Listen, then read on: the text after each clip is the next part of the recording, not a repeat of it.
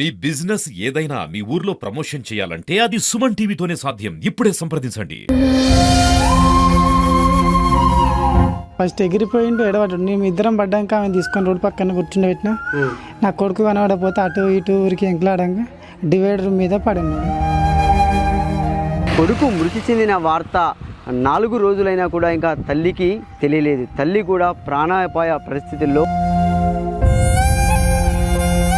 వాడ రాజకీయాలు బాగున్నాయి, సీసీ కెమెరాలు మొత్తం ఎక్కడ ఉసుక మాఫియా చేయబట్టి సీసీ కెమెరాలు పలుగొట్టారు అని చెప్తారు పోలీసు. ఇప్పటి వరకు కూడా తక్షణం స్టిల్ ఇప్పటి వరకు కూడా వాళ్ళు పట్టించుకునే నాదు లేరు. Welcome to Suman TV. అల్లారు ముద్దుగా పెంచుకున్న ఒక్కగానొక్క కొడుకు గుర్తు తెలియని వాహనం ఢీకొని మృతి చెందడంతో నవాబుపేట గ్రామంలో విషాదం చోటు చేసుకుంది.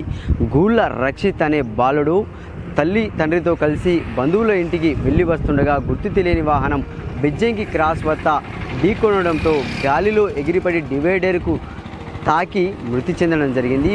కొడుకు మృతి చెందిన వార్త 4 రోజులైనా కూడా ఇంకా తల్లికి తెలియలేదు. తల్లి కూడా ప్రాణాపాయ పరిస్థితుల్లో కరీంనగర్లోనైతే హాస్పిటల్లోనైతే వైద్యం పొందుతుంది. అసలు ఈ ప్రమాదం ఎలా జరిగింది, ఈ ప్రమాదానికి గల కారణాలు ఏంటి అనేది మాత్రం వాళ్ళ ఇంటికి వెళ్ళి తెలుసుకునే ప్రయత్నం చేద్దాం.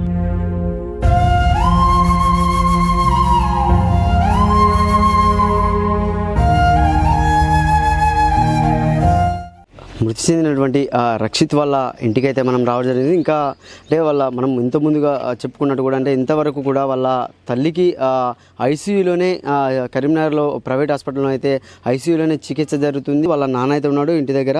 అసలు ఏం జరిగింది ఆ రోజు? మీరు ఇంట్లో నుంచి ఎప్పుడు వెళ్ళారు? ఏ ఊరికి వెళ్ళారు? 12:30కు బెజ్జంకి వెళ్ళాను. మా చుట్టాల మా చిన్నత్తోళ్ళ హస్బెండ్ దుబాయ్ నుంచి వచ్చిందంటే కలవడానికి వెళ్ళాము.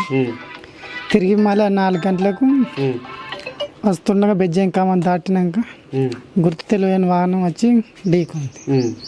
అంతలో ఉన్న కొడుకు స్పాట్లో చనిపోయి మా ఆవిడకు తీవ్రంగా దెబ్బలు తాకి. ఇప్పుడు అంటే అసలు మరి ఆ వాహనాన్ని ఇట్లా మీరు చూసిన ఏమైనా కలర్ రూట్లో ఏమైనా చూసి ఏమైనా ఏం అంటే అది కారా లేకుంటే జీబా ఎలాంటిది అని చూసినావు ఆ టైంలో? నా కంటికి కనబడినంత దూరంలో నా బండి ఒక్కటైతే ఎర్రది గుద్దుకొని ఏదో వాహనం గుద్దుకొని పోతుంది. ఇక అంతే తప్పించి ఏది కనబడలేదు.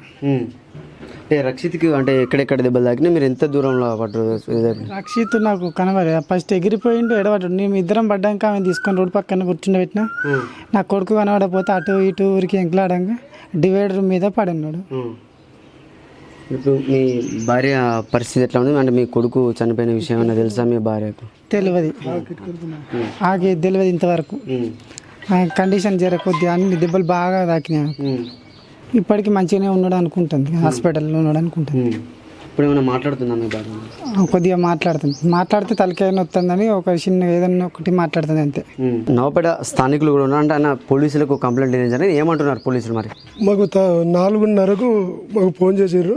ఫోన్ చేసిన వాళ్ళు మేము తక్షణం అక్కడికి పోయిన వల్ల పిల్లాడు అక్కడే స్పాట్లో చనిపోయిన. వీళ్ళు అంబులెన్స్లో వీళ్ళను కరీంనగర్ హాస్పిటల్స్ తరలించడం వల్ల పోలీస్ స్టేషన్ కూడా మళ్ళీ కూడా మేము పోతే కూడా అందులో సీసీ కెమెరాలు ఆడ ఏమనంటే ఆడ రాజకీయాలు బాగున్నాయి, సీసీ కెమెరాలు మొత్తం ఎక్కడ ఉసుక మాఫియా చేయబట్టి సీసీ కెమెరాలు పలుగొట్టారు అని చెప్తారు పోలీసు. ఇప్పటి వరకు కూడా తక్షణం స్టిల్ ఇప్పటి వరకు కూడా వాళ్ళు పట్టించుకునే నాదు లేడు. ఆడ పిల్లాడు 7 సంవత్సరాల పిల్లాడు.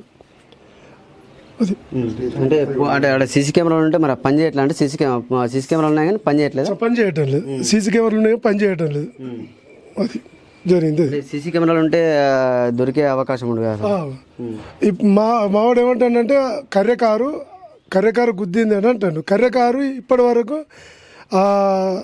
ఈ టోల్గేట్లకు వెళ్ళి ఆ టోల్గేట్లకు పోయే వరకు 56 కార్లు పోయినాయి అంటారు. అందులో డివైడ్ చేస్తే 23 కార్లు కర్రేవినాయి అంటారు.